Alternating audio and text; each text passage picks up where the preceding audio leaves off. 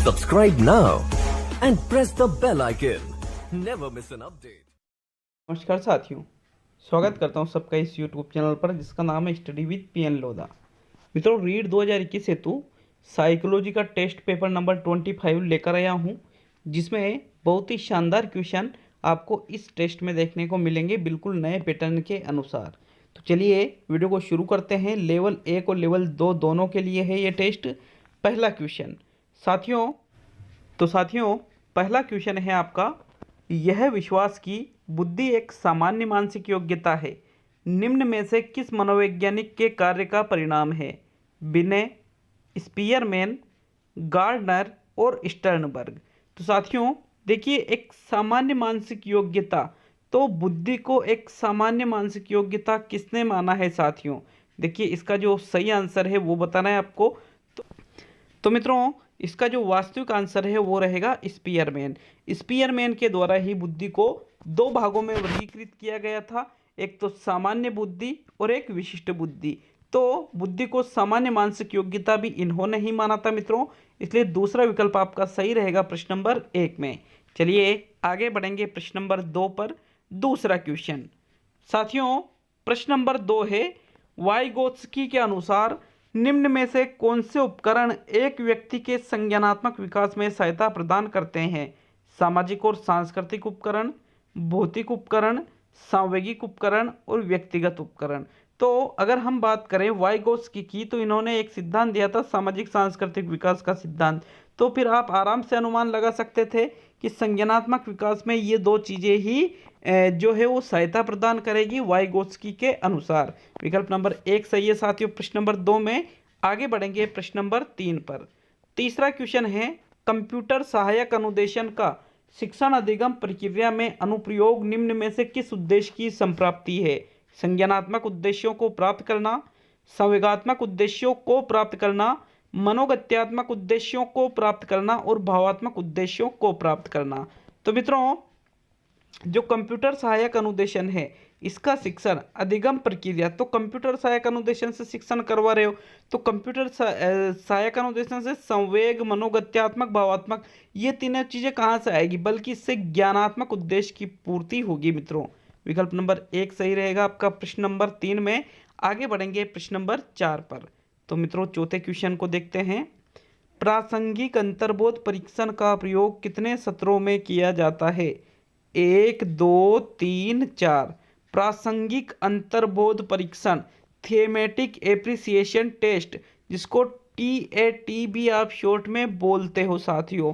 तो इसमें जो कार्ड यूज होते हैं, एक व्यक्ति पर 20 कार्ड, जैसे कुल तो 30 होते हैं, एक व्यक्ति पर 20 कार्ड यूज होते हैं, तो वो दो भागों में प्रयोग किए जाते हैं, 10 + 10 के भागों में। तो मतलब दो भागों में प्रयोग किए जाते हैं, 2 सत्रों में। विकल्प नंबर 2 सही है साथियों प्रश्न नंबर 4 में। आगे बढ़ेंगे प्रश्न नंबर 5 पर। चलिए पांचवा क्वेश्चन देखेंगे। भार विहीन अधिगम निम्नलिखित में समिति की रिपोर्ट का नाम है? राममूर्ति समिति, यशपाल समिति, सच्चर समिति और हरटांग समिति। तो भार विहीन अधिगम का मतलब होता है बिना बोझ के सीखना या बिना बोझ के शिक्षा या बोझ रहित शिक्षा। किसने दी थी? यशपाल समिति के द्वारा दी गई थी साथियों। विकल्प नंबर 2 सही है प्रश्न नंबर 5 में। देखिए, एनसीएफ 2005 का मुख्य सूत्र क्या है? बोझ रहित शिक्षा। ये मुख्य सूत्र किसका है? एनसीएफ 2005 का। और एनसीएफ 2005 के अध्यक्ष कौन थे? प्रोफेसर यशपाल। तो इसलिए दूसरा विकल्प प्रश्न नंबर 5 में सही है साथियों। आगे बढ़ते हैं प्रश्न नंबर 6 पर। छठा क्वेश्चन, अधिगम के व्यवहारात्मक सिद्धांतों के अनुसार, जो व्यवहारात्मक सिद्धांत है उसके अनुसार बताना है, निम्न में से कौन सा कथन अधिगम के विषय में सही है?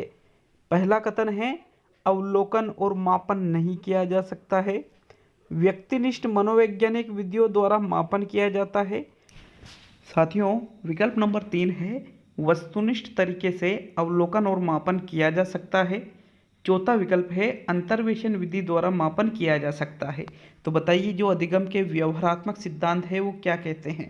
मित्रों, पहला विकल्प गलत है, क्योंकि अवलोकन और मापन नहीं कर सकते, मापन कर सकते हैं, तो बिल्कुल गलत है।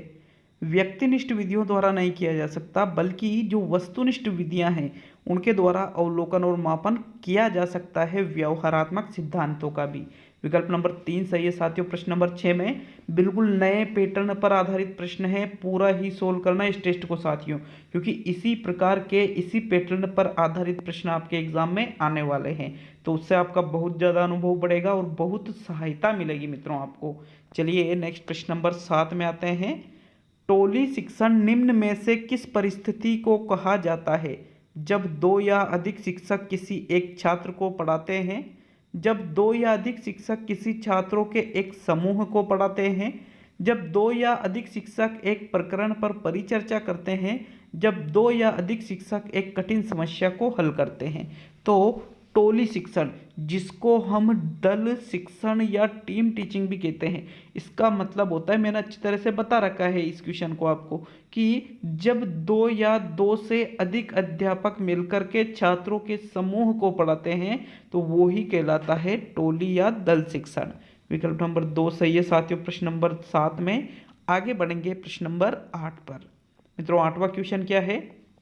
सृजनात्मकता एक प्रकार का चिंतन है, अपसारी चिंतन है, अभिसारी चिंतन है, सही उत्तर पर चिंतन है और सामान्य समाधान पर चिंतन है। तो सृजनात्मकता के बारे में मैंने कई बार बताया है कि इसका संबंध अपसारी से होता है, जबकि बुद्धि का संबंध साथियों होता है अभिसारी से।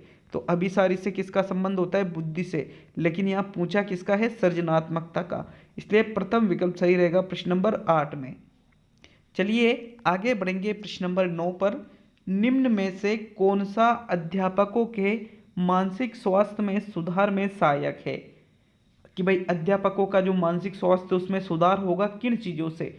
उच्च नैतिक आशाएं, विद्यालय के मुख्य अध्यापक का लचीलापन, व्यावसायिक अभिक्षमता की कमी और एक तंत्रीय प्रशासन। तो एक तंत्रीय प्रशासन में तो साथियों मानसिक स्वास्थ्य और खराब होगा।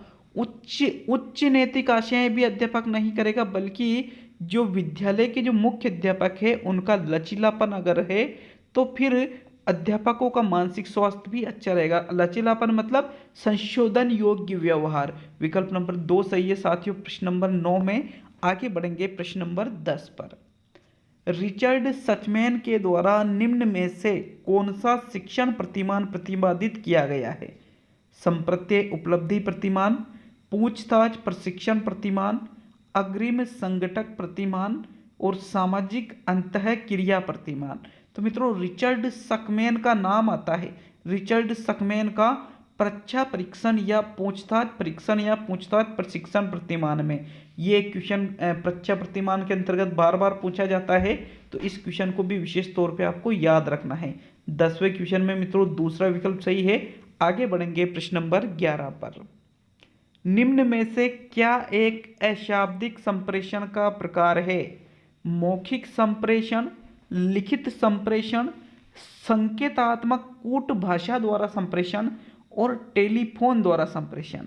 तो टेलीफोन द्वारा, मौखिक द्वारा, लिखित द्वारा, ये तीनों ही शाब्दिक संप्रेषण में आ जाएंगे। लेकिन संकेतात्मक, संकेत दिए जा रहे हैं तो फिर उसमें भाषा नहीं रहेगी, इसलिए तीसरा विकल्प सही रहेगा। संकेतात्मक कूट भाषा द्वारा संप्रेषण ये अशाब्दिक में आएगा साथियों। शाब्दिक भाषा इसमें नहीं रहेगी, भाषा तो रहेगी लेकिन कैसी?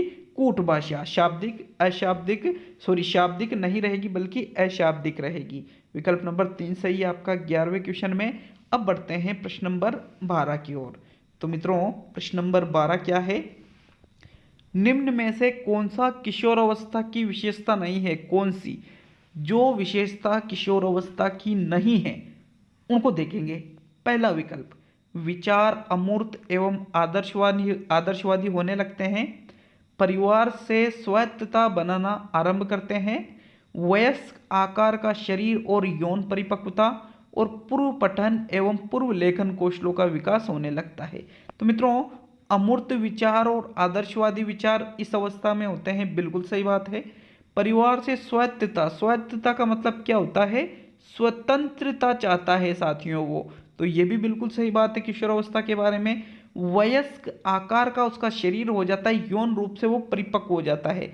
तो ये तीनों तो विशेषता है, लेकिन पूर्व पठन और पूर्व लेखन कौशलों का विकास ये तो पहले हो जाएगा साथियों, इसलिए चौथा विकल्प सही रहेगा आपका प्रश्न संख्या 12 में। चलिए आगे बढ़ेंगे प्रश्न नंबर 13 की ओर। निम्न में से कौन सी एरिक्सन द्वारा प्रदत्त किशोरावस्था की मनोसामाजिक अवस्था है? विश्वास बनाम अविश्वास, स्वायत्तता बनाम शर्म एवं संदेह, शर्मा नहीं शर्म है ये, संदेह, पहचान बनाम भूमिका संघर्ष और पहल बनाम अपराध बोध। तो किशोर अवस्था, एरिक्सन ने जो मनोसामाजिक विकास का सिद्धांत दिया है उसमें किशोर अवस्था की जो अवधि होती है लगभग 12 से 18 के बीच की, तो उस अवस्था को क्या नाम दिया है अपने सिद्धांत में साथियों? उन्होंने नाम दिया है पहचान बनाम भूमिका संघर्ष। विकल्प नंबर 3 सही है आपका प्रश्न संख्या 13 में। ये भी क्लियर होना चाहिए कि पहचान बनाना चाहता है किशोर, लेकिन उसकी समाज में क्या भूमिका है, समाज के लोग उसे क्या उसके बारे में क्या सोचते हैं, इस चीज़ों के प्रति वो संघर्ष करता रहता है। विकल्प नंबर 3 ही सही रहेगा 13वें में। चलिए प्रश्न नंबर 14। किशोरावस्था जीन पियाजे द्वारा दिए गए संज्ञानात्मक विकास की किस अवस्था के अंतर्गत आती है? संवेदी पेशी अवस्था, पूर्व संक्रियात्मक अवस्था, मूर्त संक्रियात्मक अवस्था और औपचारिक संक्रियात्मक अवस्था। तो किशोर अवस्था की बात करें तो उम्र वही 12, तो 12 कौन सी अवस्था में आएगी? औपचारिक में आएगी साथियों। लगभग 11 से 15-16 वर्ष तक की यह अवधि होती है। तो चौथा विकल्प सही रहेगा औपचारिक संक्रियात्मक अवस्था। विकल्प नंबर 4 सही है प्रश्न नंबर 14 में। चलिए आगे बढ़ेंगे मित्रों प्रश्न नंबर 15 की ओर। मानव मस्तिष्क को प्रतीकों के कुशल प्रयोग के प्रणाली का जिसके द्वारा ज्ञान प्रभावित होता है के रूप में देखा जा सकता है। इस दृष्टिकोण को क्या कहते हैं? सूचना प्रक्रम दृष्टिकोण, अभिसारी चिंतन दृष्टिकोण, मनोविश्लेषणात्मक दृष्टिकोण और गत्यात्मक प्रणाली दृष्टिकोण। तो देखिए मानव मस्तिष्क की बात की जा रही है, उसमें भी प्रतीकों का कुशल प्रयोग, प्रणाली की बात की जा रही है। तो सूचना प्रणाली उपागम, सूचना प्रक्रम दृष्टिकोण भी जिसको कहा जाता है, स्टर्नबर्ग याद आया कुछ? तो साथियों वही आपका सही आंसर रहेगा। विकल्प नंबर 1 सही है प्रश्न संख्या 15 में। चलिए आगे बढ़ेंगे प्रश्न नंबर 16 की ओर। इस चीज को भी मैं कई बार बता चुका हूँ, स्टर्नबर्ग बहुत ही इंपॉर्टेंट है आपके लिए, बहुत ही ज्यादा। चलिए नेक्स्ट प्रश्न नंबर 16। निम्न में से कौन सी संज्ञानात्मक उपलब्धि किशोरावस्था से संबंधित है? जो किशोरावस्था से संबंधित है उसका चयन कीजिए। प्रस्तावित मंतव्य की तार्किक आवश्यकता को समझना, निर्णय करने की व्यूह रचना में सुधार होना, मूर्त सूचनाओं, मूर्ति नहीं मूर्त सूचनाओं के बारे में ज़्यादा व्यवस्थित रूप से एवं तार्किक दृष्टि से विचार करना, और सभी विकल्प सही है। तो साथियों जो बालक है जब वो किशोरावस्था में जाता है तो उसकी जो संज्ञानात्मक उपलब्धियां हैं वो मूर्त सूचनाओं के बारे में ज़्यादा व्यवस्थित रूप से और तार्किक दृष्टि से विचार करता है। जो निर्णय करने की उसकी जो व्यू रचना होती है उसमें भी बिल्कुल सुधार होता है। प्रस्तावित मंतव्य की जो तार्किक आवश्यकता है उसको भी समझता है। मतलब ये सभी विकल्प सही है प्रश्न नंबर 16 में, चौथा विकल्प सही रहेगा साथियों। चलिए आगे बढ़ेंगे प्रश्न नंबर 17 पर। निम्न में से कौन सा घटक सांवेगिक बुद्धि से संबंधित नहीं है? संवेगों का प्रत्यक्षीकरण, मूल्यांकन और अभिव्यक्ति, विचारों का अनुबंधनात्मक विस्तरण, संवेगों का अवबोध और उनका विश्लेषण, और संवेगों का अनियमितीकरण। तो बिल्कुल साफ दिख रहा है इसमें तो कि सांवेगिक बुद्धि, तो साथियों अनियमितीकरण हो रहा है, मतलब संवेगों पर कंट्रोल ही नहीं है, नियंत्रण ही नहीं है, कभी भी कहीं भी प्रकट हो जाते हैं, अनियमितीकरण। तो साथियों ये इससे संबंधित नहीं माना जाएगा। चौथा विकल्प सही है प्रश्न नंबर 17 में। अब आगे देखेंगे प्रश्न नंबर 18 को। चलिए 18वां क्वेश्चन देखेंगे। निम्न में से कौन सा किशोरावस्था का अन्य नाम नहीं है? तो जो नाम किशोरावस्था का नहीं है उसका चयन करो। पहला विकल्प बाल्यावस्था तथा प्रौढ़ावस्था के बीच का संधिकाल है, समस्यात्मक अवस्था है, संघर्ष तनाव और विरोध की अवस्था है, और वयस्क अवस्था है। तो साथियों बाल्यावस्था और प्रौढ़ावस्था के बीच का संधिकाल भी इसको कहते हैं कि प्रौढ़ावस्था और बाल्यावस्था दोनों के बीच में कौन सी आती है? किशोरावस्था। समस्यात्मक अवस्था भी कहते हैं, अनेक प्रकार की समस्याओं का किशोर सामना करते हैं। सर्वाधिक समस्याएं, जीवन में समस्या की आयु भी इसको कहा जाता है। संघर्ष, तनाव, विरोध, तूफान की अवस्था भी इसको कहते हैं, लेकिन वयस्क अवस्था इसको नहीं कहते हैं साथियों। किशोर अवस्था को आप वयस्क अवस्था नहीं कह सकते, क्योंकि वयस्क अवस्था अलग होती है और किशोर अवस्था अलग होती है। तो चौथा विकल्प सही है प्रश्न नंबर 18 में। चलिए नेक्स्ट प्रश्न नंबर 19। अधिगम का वह प्रकार जिसमें विद्यार्थी दी गई अधिगम सामग्री की सहायता से नए विचार या नए नियमों को जानते हुए सीखने का प्रयास करता है को कहते हैं। रटकर सीखना, अर्थपूर्ण अधिगम, अभिग्रहण और अन्वेषण अधिगम। तो मित्रों, अधिगम के उस प्रकार को क्या कहा जाएगा जिसमें छात्र कैसे सीख रहा है? अधिगम सामग्री की सहायता से जानते हुए सीखने का प्रयास कर रहे हैं नए विचारों और नए नियमों को, तो फिर इसको अन्वेषण अधिगम कहेंगे। क्या कहेंगे? अन्वेषण या खोज अधिगम, क्योंकि खुद सीख रहा है वो खोज करके। चौथा विकल्प सही रहेगा प्रश्न नंबर 19 में। अब अंतिम और 20वां क्वेश्चन, लेकिन अगर डाउट हो आपको तो आप कमेंट बॉक्स में हमें जरूर बताइएगा साथियों। वैसे डाउट नहीं होना चाहिए, सारे ही ऑथेंटिक आंसर है इसके। तो प्रश्न नंबर 20, कोहलबर्ग के अनुसार नैतिक विकास की एक ऐसी अवस्था जिसमें कोई व्यक्ति अपनी नैतिकता को वर्तमान में प्रचलित सामाजिक मानदंडों अथवा नियमों के अनुरूप आंकता है को जाना जाता है। नैतिकता का पूर्व परंपरागत स्तर, नैतिकता का परंपरागत स्तर, नैतिकता का पश्चिम परंपरागत स्तर और नैतिकता का गैर परंपरागत स्तर। तो देखिएगा, ये जो कोहलबर्ग का सिद्धांत है, नैतिक विकास का सिद्धांत, वहाँ से क्वेश्चन है। तो इन्होंने जो अवस्थाएं बताए हैं, पूर्व परंपरागत, परंपरागत और पश्चिम परंपरागत। तो साथियों, उसमें जो नैतिक विकास है उसमें कोई व्यक्ति नैतिकता को वर्तमान में जो प्रचलित सामाजिक मानदंड है और जो नियम है उनके अनुरूप आंक रहा है वो नैतिकता को। तो फिर ये कौन से स्तर की विशेषता है? तो साथियों देखिए, ये है नैतिकता का परंपरागत स्तर।